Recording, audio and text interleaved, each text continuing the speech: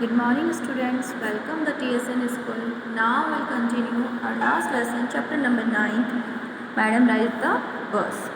Last class में मैंने आपको बताया था कि जो वली नाम की 8 years जो ओल्ड गर्ल है वो अपने दरवाजे पर खड़े होकर जो बाहर का पूरा उसके गांव का जो दृश्य है वो देखती है। मतलब वो उसका सबसे मेन टाइम है जो वो वहाँ पे पास्ट करती है और सबसे ज़्यादा इंजॉय उसे वहीं पर आता है। तो उस जब उसे वो टाइम जो उसका है वो बहुत अच्छा एंटरटेनमेंट देता है, क्योंकि उसको वो बस जो आती है वहाँ पर जो सर्किल से वो बस आती है, उसको नए यात्री ट्रैवल जो मतलब जो यात्री है उनको देखकर वो काफ़ी खुश होती है। तो उसके मन में धीरे धीरे एक इच्छा जाग जाती है कि मुझे भी अब क्या करनी है, बस की ट्रैवल करना, बस में ट्रैवल जाके करना है और शहर तक जाकर आना है। तो वो धीरे धीरे करके सारी इन्फॉर्मेशन कलेक्ट कर लेती है और उससे पता लग जाता है कि कितना रेंट लगना है, कितना किराया लगना है, कितना टाइम कंज्यूम होना है। सारा वो प्लानिंग करके एक दिन वो अपने घर से जाती है बस के अंदर और ट्रैवल करने के लिए वो अपनी जर्नी स्टार्ट करती है। और उसे काफ़ी अच्छा लग रहा होता है बस में बैठ के, काफ़ी वो मतलब अच्छा फील कर रही होती है। और साथ में जो कंडक्टर होता है वो भी बहुत मजाकिया होता है, तो वो सब लोग बस का मजाक बनाते हैं कि इतनी छोटी सी बच्ची है और कैसे ट्रैवल अकेले कर रही है। Her first journey was careful, painstaking, elaborate plans she had to make for it.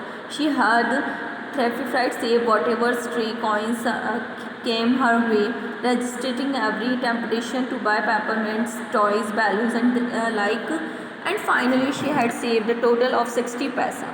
How difficult it had been, particularly that day at the village fair, but she had resolutely shifted a strong desire to ride the merry-go-round, even thought she had the money. मतलब वो उसकी पहली यात्रा थी, पहली उसकी journey थी, जिसके अंदर वो कहती है कि मतलब बता रही है कि कितनी मेहनत से, कितना स्ट्रगल करके उसने वो पैसे जोड़े थे और कितनी अपनी मन की बातें मार के, मतलब अपनी ख्वाहिशों को ख़त्म करके उसने वो पैसे जोड़े थे ताकि वो अपनी ये वाली इच्छा पूरी कर सके। बच्चे मेले में जाते हैं, वहाँ झूले वगैरह झूलते, पेपरमेंट्स खरीदते, खिलौने खरीदते, बैलून्स खरीदते, बट उसने वो सब चीज़ें ना खरीद के अपने हर एक पैसे को जोड़कर उसने क्या किया था, अपना टिकट का पैसा जोड़ा था। After she had enough money saved, her next problem was how to slip out of the house without her mother's knowledge.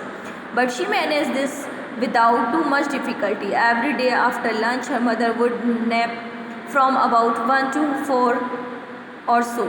Wali always used these 4 hours, her execution, as the stood looking for the doorway of the house of sometimes even ventured out into the village.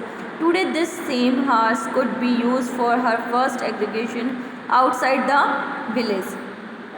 वो क्या बताती है कि मतलब जब उसने पैसे जोड़ लिए थे तो उसके पास दूसरी प्रॉब्लम क्या थी कि वो अपनी माँ को अगर बताकर जाएगी तो उसकी माँ जाने नहीं देगी। अब बिना बताए वो कैसे घर से निकले, तो उसके लिए वो ज़्यादा ये सोचना भी ज़्यादा मुश्किल नहीं हुआ, क्योंकि उसे पता था कि उसकी जो मम्मा है दिन के खाने के बाद में हमेशा 1 से 4 घंटे के लिए वो सोती हैं। तो उसी टाइम पे वो हमेशा क्या करती थी, गेट पे खड़े होकर अपना बस वाला जो सीन होता था उसको देखती थी, वहाँ अपना टाइम स्पेंड करती थी। तो उसने उस दिन भी डिसाइड किया कि जब मम्मी खाना खा के सोएगी तो मैं उस हिसाब से, टाइम के हिसाब से निकल जाऊंगी और मैं वापस भी आ जाऊंगी। तो उसने वही किया। The bus rolled on the cutting across the bare landscape, now rushing thought a tiny helmet on past on odd wayside shop. Sometimes the bus seemed on the point of gobbling up another vehicle that was coming towards them on pedestrian crossing the road. But too, somehow it passed on smoothly, leaving all obstacles safely behind. Trees came running towards them, but then stopped as the bus reached them and simply stood there helpless for a moment by the side of the road before rushing away in the other direction. बता रही है वो कि जब बस जो थी खाली मैदान से निकल रही थी तो आसपास काफ़ी छोटी छोटी दुकानें उसे दिखाई दे रही थी, एक बस्ती टाइप की उसे दिखाई दे रही थी। कई बार सामने से कुछ जो व्हीकल्स थे वो सामने से आ रहे थे, उनको साइड करते हुए बस वहाँ से निकल रही थी और चारों तरफ पेड़ पौधे उसे दिखाई दे रहे थे, काफ़ी हरियाली से उसे दिखाई दे रही थी। उसे कुछ मतलब इतना सारी चीज़ें देखकर उसे काफ़ी खुश हो रही थी वो। Suddenly Wali clap her hands with glee. अचानक क्या हुआ, वली ने ताली बजाना स्टार्ट किया। A young cow tail high in the air was running very fast right in the middle of the road, right in front of the bus. The bus slowed to a crawl and the driver sounded his horn loudly again and again. But the more he honked, the more frightened the animal became and the faster it gloved away right in front of the bus. अचानक क्या हुआ, वली ने ताली बजाना जब start किया तो उसने देखा कि जो काऊ है, गाय है, वो अपनी पूँछ हिला हिलाकर बड़ी तेज़ी से भाग रही थी और रोड के बीच में वो भाग रही थी। बस के एकदम सामने वो आ गई तो बस ने अपनी जो रफ्तार थी उसे धीरे किया और ड्राइवर बार बार हॉर्न बजा रहा था ताकि वो हट जाए। बट क्या होता है, जब हम हॉर्न बजाते हैं तो जो कोई भी जानवर होता है वो और ज़्यादा डर जाता है और वो और तेज़ भागने लग जाता है। तो इस तरीके से वो बस के सामने बार बार आ रही थी। Somehow this was very funny to Wali. She laughed and laughed until there was tears in her eyes. मतलब वली को ये देखकर काफ़ी अच्छा तो लग रहा था और उसे खुशी भी हो रही थी कि वो ऐसे मतलब ये एक तरह से नया सीना और देख रही थी तो उसकी आंखों में एकदम आंसू से आ रहे थे। Hey lady, haven't you laughed enough? Called the conductor. Better save some for tomorrow. तो कंडक्टर उसको बोला, अरे तुम बहुत हंस चुकी हो आज, तो कुछ हंसी तुम अपने कल के लिए बचा लो, तो आज ही सर हंस लोगी तो कल क्या हंसोगी। At last the cow moved off the road and soon the bus came to a railroad crossing. A speck of a train could be seen in the distance growing bigger and bigger as it drew near. Then it rushed past the crossing gate with a tremendous roar and rattle, shaking the bus. Then the bus went on and passed the train station.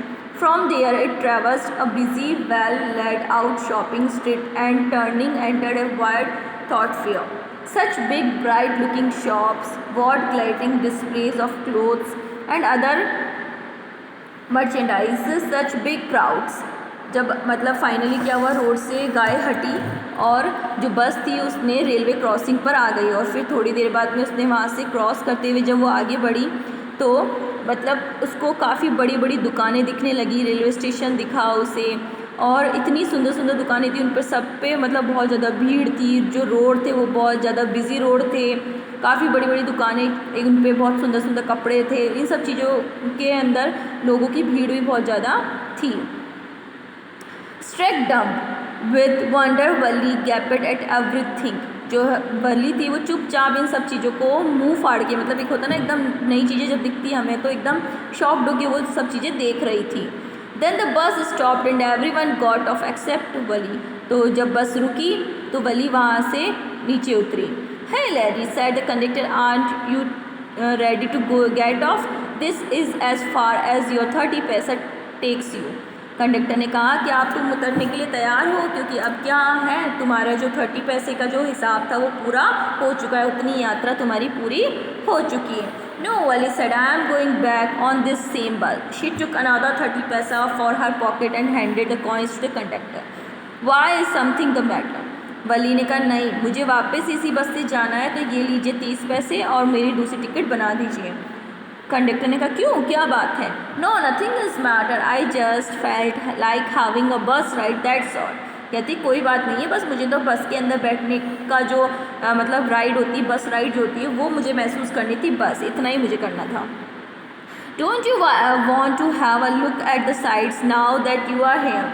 तो conductor ने कहा, क्यों, तुम बाहर की चीज़ें क्यों नहीं देखना चाहती हो? जब तुम यहाँ आई गई हो तो बाहर की चीज़ें भी घूम लो। All by myself, oh I had much too afraid.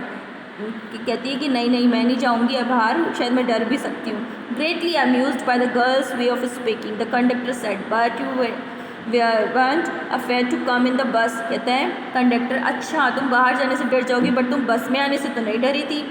Nothing to be afraid of about the, she answered. कहती है इसमें कोई डरने वाली बात थोड़ी ना थी बस में आना। Well then why not go to the stall over there, had something to drink, nothing to be afraid of about that इधर।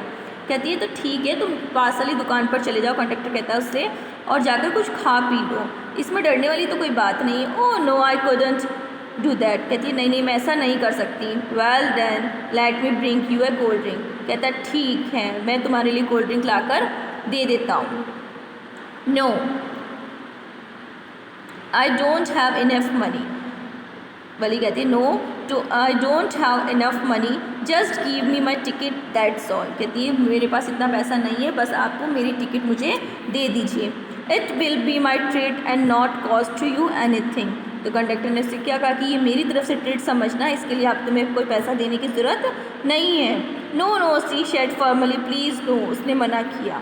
The conductor shrugged and they waited until it was time for the bus to begin the return journey. Again there weren't many passengers. क्या हुआ फिर? जो conductor था उसको उसने मना किया कि नहीं नहीं मुझे कुछ भी नहीं चाहिए, तो कंडक्टर बस से उतर गया और थोड़ा टाइम जो बीच में होता है वो वहाँ बाहर सब चले गए। बट जो वली थी वो वेट कर रही थी बस का दोबारा से स्टार्ट होने का, कि बस जब दोबारा स्टार्ट होएगी तो मुझे इसी बस से क्या करना है, रिटर्न वापस जाना है। और इस बार क्या हुआ था, जो बस थी उसमें ज़्यादा यात्री नहीं थे, मतलब ज़्यादा पैसेंजर उसके अंदर, अब पैसेंजर मीन्स होता है यात्री, उस बस के अंदर ज़्यादा पैसेंजर्स नहीं आए थे। So students, we will continue this lesson in our next class. Thank you all.